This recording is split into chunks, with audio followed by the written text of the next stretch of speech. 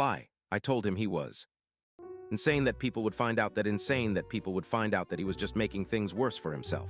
He got right in my face close enough that I could smell his breath and started ranting about how all women are the same and nobody ever stays. I shoved him like hard. I don't even know where it came from, just pure rage. And for a second I thought he was going to hit me, but he just laughed and said, "See, this is what I mean." Grabbed my arm, not gentle, and pushed me back onto the mattress. Then he walked out. I just sat there shaking and realized I was not getting out of there by being polite. That night I barely slept. I kept listening for any sign he was asleep so I could try the locks again. I started thinking about everything I'd ever seen in dumb survival shows. Like maybe there was some trick I could use. I checked every inch of the mattress, ripped at the seams, tried the hinges again. No luck. I tried yelling, but after a while my voice just gave out. I think he liked knowing I was losing hope. Every time I got too loud, he'd crank up the music so it felt like the walls were shaking. At one point, probably the third day, I lost track, TBH. There's only so many times you can count water bottles and granola bars before your brain just stops. I heard him on a call outside the door. I couldn't make out the words, but he sounded stressed.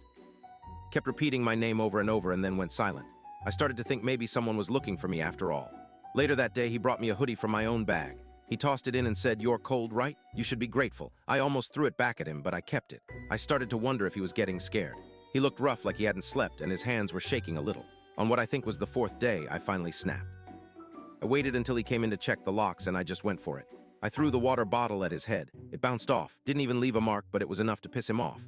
He lunged at me, and for a second I thought, this is it. He's going to actually hurt me, but I bit him. Like actually bit his hand as hard as I could. He swore, yanked away, and shoved me back again. But I caught a glimpse of his keys on his belt. I tried to grab for them, but he was too quick.